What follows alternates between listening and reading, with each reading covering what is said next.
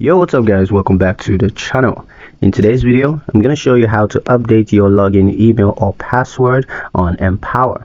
It's going to be a quick video. We're not going to waste too much time on this one, so let's just get straight into it.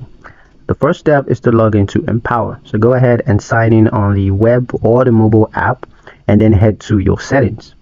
Next, go to security or account settings, select profile and security, and here you're going to see your registered email and password options.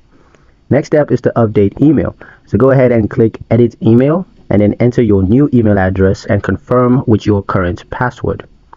Next, to update your password, all you have to do is choose change password and then type in your current password and now create a strong new one. Next is to save and verify. So once you're done with all these changes, just click save changes, and then for email updates you want to check your inbox for a confirmation link.